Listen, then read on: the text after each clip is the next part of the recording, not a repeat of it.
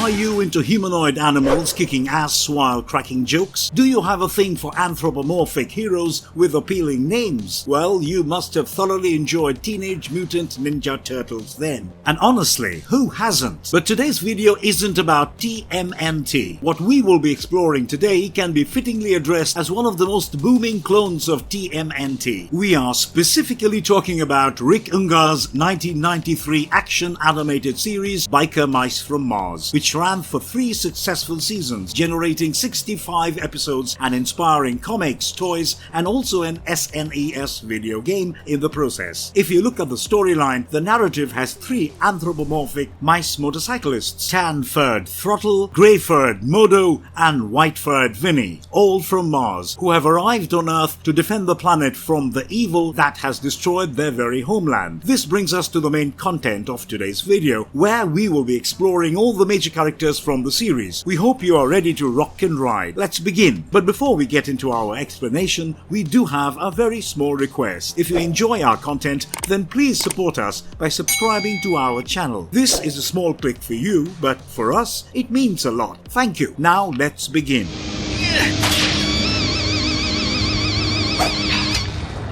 Throttle. Say hello to the leader of the trio, boasting an orange tannish fur, a quiff, and dare we disregard his ponytail. It is fair to call Throttle the most sensible, balanced, and add to this calculating 2 out of the 3. Throttle has his vision damaged while fighting against the alien fish-like humanoids known as the Plutarchians on Mars, and as a result had robotic eyes stitched in their place. Throttle sees everything white without his helmet and powered green sunglasses that come with field spec capabilities. Throttle's signature weapon is a cestus on his right hand that enhances the strength of his punches. His other choice of weapon is a laser pistol. The 2006 revival of the series had Throttle appear a lot younger and less muscular. This version had shaggy fur, longer locks on his head, wore a leather biker vest, different sunglasses, had 2 cestuses on both hands, and a pistol holster fastened around his left leg. Throttle's character has been voiced by Rob Paulson.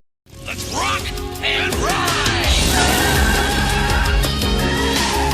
Modo. Conclusively the strongest member of the trio, the grey-furred Modo was also a freedom fighter back on Mars, who lost his right arm in the same explosion that led to Throttle losing his vision. The fact that he is seen sporting an eye patch often makes one wonder if he also got his eye damaged, similarly to his arm. Modo was fitted with a bionic arm that features a built-in laser blaster and extreme levels of strength. No wonder Modo's character is the most laid-back one, and also gentlest, may we add. But having said that, while he enjoys beating bad guys to a pulp, he will preferably choose a relaxing fishing trip with his nephew given a chance. Let this not make you underestimate him or his rage for that matter, because trust us when we say that you won't really want to threaten his bike, brothers, or their human mechanic Charlie for that matter. So much so that when Modo gets angry, his right eye actually glows red. Modo is highly respectful towards women and also has a soft spot for children. The 2006 reboot had his face chiseled. He is given claws in his hand, a kink in his tail, and he also has a different robotic arm on display. Dorian Harewood has voiced Modo's character in the series.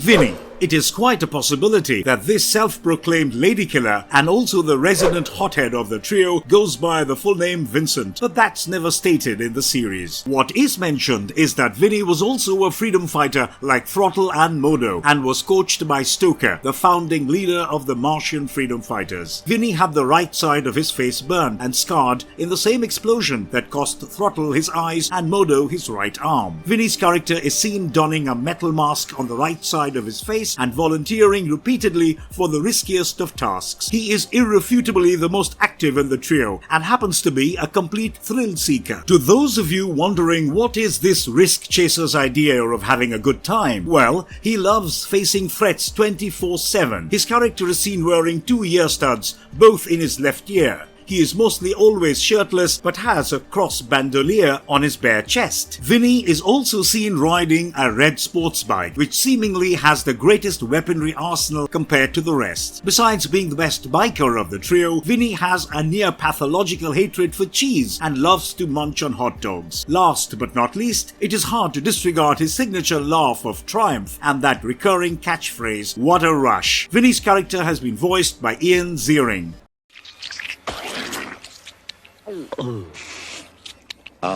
Lawrence Limburger. Meet this Plutarchian, who comes from the planet of Plutarch. His race not only believes in destroying other worlds, but also depleting them of their natural resources. It goes without saying that when Lawrence Lactavius Limburger landed on Mars and attempted to conquer the planet, he chanced upon the freedom fighters. While Limburger successfully imprisoned everyone, 3 of the freedom fighters, aka the biker mice, managed to escape from Mars on a spaceship, only to crash land themselves on Earth in Chicago. No points for guessing Limburger found his way to Earth in due course under the guise of a greedy human industrialist, so who you are looking at currently is the very head of Limburger Industries, the biggest industrial company in the world. In order to maintain his human guise, Limburger is seen wearing a purple-hued business suit and a rubber mask. The Plutarchian's real agenda is straightforward. All he wishes to do is ransack Earth's natural resources and have them sent to his dying planet. While Limburger's character is shown to be exceedingly resourceful and devious, he somehow manages to get all of his plans thwarted thanks to the intervention of his archenemy, the biker mice. In the 2006 television series, Limburger reappeared initially as a lackey of the pit boss and later as a co-conspirator along with the Catatonians. W. Morgan Shepherd has voiced Limburger's character in the series.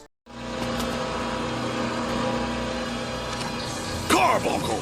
Dr. Carbuncle. It is only fair to call Dr. Benjamin Boris Zachary Carbuncle, aka Dr. Carbuncle, the right-hand guy of Lawrence Limburger. Carbuncle, a former sly, mad scientist, used to work for Limburger's superior until Limburger ended up bribing Carbuncle to cross over. Carbuncle's primary task under Limburger is to design and develop machines, and even robots for that matter, that will fight against the biker mice. He is also accountable for assembling all the resources from Earth and sometimes even searching up the villain of the week using his dimensional transporter. It was Carbuncle who was responsible for providing Modo with a bionic arm, Throttle with robotic eyes, and Stoker with a bionic tail after they were captured by the Plutarchian forces. By resorting to his own creation, the Mind-Bender Beam, Carbuncle successfully brainwashed Stoker into being faithful to the Plutarchians. The biker mice would have faced a similar fate had they not timely escaped from there. It is a different thing that Stoker was freed late from the Plutarchian control and the beam was destroyed. Personality-wise, Carbuncle is sly. He isn't just a sycophant, he is also sadistic in nature and loves to torture people. His character is famous for donning a white lab coat, a pair of green goggles, which he hardly ever removes, and high-heeled boots. Carbuncle's character has been voiced by Susan Silo.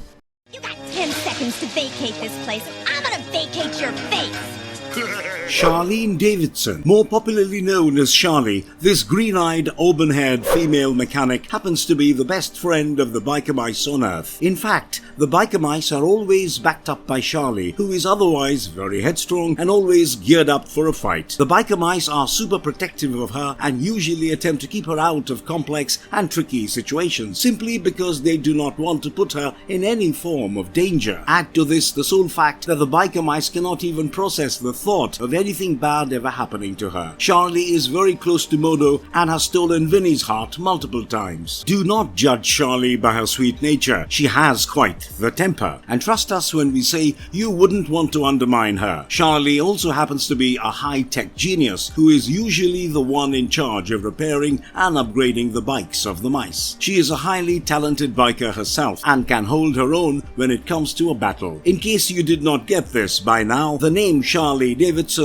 happens to be a pun on the famous Harley Davidson. Lisa Miller McGee voiced Charlie's character in the 1993 series and Lisa Zane in the 2006 series. Sorry we had to get a little rough. Uncle Moto? Who? Rimfire? Rimfire. Say hello to Modo's teenage nephew, one who absolutely hero worships his uncle for being a freedom fighter. Rimfire is overprotected by his peers on Mars because of his age, in spite of him having what it takes to be a laudable freedom fighter. His character first made an appearance in the episode titled Back to Mars Part 2, when the trio of mice were seen escaping prison. Since then, he has made several more appearances, playing a significantly important role in the storyline. Rimfire sports cream fur and brown hair, with an orangish blondish stripe down the middle, as seen in the 1993 series. The 2006 series has him sporting brown skin and an orange streak through his hair. Brian Austin Green voiced Rimfire's character in the 1993 series and Jess Harnell in the 2006 series. Finishes a new regenerator will blindside all of the Catatonian plans. General Carbine. This character is particularly known for her luscious black mane and pretty brown eyes. Carbine, as a respected general in the Martian army, joined the freedom fighters upon realizing that the army was not really doing much against the Plutarchians and that they needed to progress more. Carbine is very strong and resilient, and she has a soft spot for Throttle. They are said to be lovers. However, their relationship is often seen undergoing complications given her ranking among the freedom fighters. It is in the 2006 reboot that her character is disclosed to be the niece of Stoker. Leah Remini voiced Carbine's character in the 1993 series and Dina Sherman in the 2006 series. Exterminate them. Exterminator. What you are looking at happens to be the very first supervillain that was called into action by Lawrence Lactavius Limburger in order to wipe out the biker mice. Exterminator is a robotic bounty hunter, and not just any, but one who is seen riding a customized combat motorcycle. This supervillain first appeared in the episode titled Rock and Ride. Also, if you still have not gotten this by now, the name Exterminator actually happens to be a parody of the Terminator. In fact, this supervillain's dialogue, "Hasta la vista, rodents," is a direct reference to the Terminator's dialogue, "Hasta la vista, baby," from the second installment in the Terminator franchise. Napoleon Brie. Napoleon Brie happens to be Limburger's Plutarchian arch-nemesis, who is way more successful than Limburger. To begin with, Napoleon literally dominates the city of Detroit, and thanks to his personal gun for hire, he has had things working in his favor. Napoleon happens to be the manufacturer of a diverse assortment of facial masks, and is often seen donning the mask with a crazy eye. However, when it comes to taking down the biker mice, Napoleon's attempts are as ineffective as his arch-rivals. Napoleon Brie's character has been voiced by Luke Perry. Greasepit. This supporting antagonist of the series happens to be a dim-witted, consistently clumsy sidekick to Limburger, and is usually seen being unsuccessful in his endeavors most of the time. It should not come as a surprise to you at all when we say that he is always seen oozing oil, just the way his name implies, and at times even slipping, or should we say tripping up on his own oil. Greasepit is mostly seen in his blue overalls that he teams up with a tiny red hat. Apparently, Greasepit happens to be the first villain that Limburger ever hired. His character is seen briefly making an appearance in the 2006 series as a henchman for a new villain named Ronaldo Rump. Greasepit's character has been voiced by Brad Garrett. Lord Camembert. Say hello to Limburger's superior, whom Limburger absolutely loathes, especially when he makes him do the mandatory, discomfiting Plutarchian greeting. In most cases, Lord Camembert either appears on the VidCom or in person, and in both the cases he is seen berating Limburger at the top of his voice for his failures. Lord Camembert, as High Chairman of the planet of Plutarch, holds supreme levels of power, and there is nothing Limburger can do about it. Lord Camembert's character has been voiced by Jeff Bennett. Stoker. The founding father of the freedom fighters was severely wounded like the biker mice, and he's reported to have had his lost tail substituted with a bionic one. Those who have seen the series will agree with us when we tell you that Stoker plays a much more significant role in the 2006 series, where his character is seen to be the inventor of a matter conversion device known as the Regenerator, and he is also seen battling against the invading Catatonian Empire in order to protect his creation. Peter Strauss voiced Stoker's character in the 1993 series, and Jim Ward in the 2006 series. Harley happens to be the freedom fighter's mechanic and nurse in the series who gets entangled in a love triangle with Vinny and Stoker. It was Vinny's injuries that moved her to an extent that she made him the faceplate and the crossbelt Vinny is seen wearing. Harley was abducted towards the end of the freedom fighters' insurrection, only to have her character return as an antagonist in the 2006 series revival. Kath Soucie voiced Harley's character in the 1993 series and Jennifer Hale in the 2006 series. The Pit Boss. The Pit Boss happens to be the strapping ruler of the pits, or deep craters to be more precise, that were dug up by Limburger outside of Chicago. This character is also seen possessing an electric whip that he makes use of to keep his very slaves in check. The Pit Boss is also seen reappearing in the 2006 series revival. Stu Rosen voiced the character in the 1993 series and Jess Harnell in the 2006 series. The Loogie Brothers. Popularly known as the scum of the universe, supervillains Hacker and Honka Loogie were summoned by Limburger chiefly to stink up Chicago to an extent that it will end up scaring the citizens. While Hacker is voiced by Neil Ross, Honka is voiced by Jess Harnell. Exterminate them. Marvelous verdict. Well, that is all for today, and with this we finally come to the end of our video here. So which of the ones mentioned were you most intrigued by, and did your favorite character from the series make it to our list? We would love to know your thoughts in the comments section down below. Now, if you enjoy this video, then please do leave a thumbs up. Also, stay tuned with us as we promise to come back with more exciting content. Till then, goodbye and thanks for watching. Have a nice one. Let's rock and rock!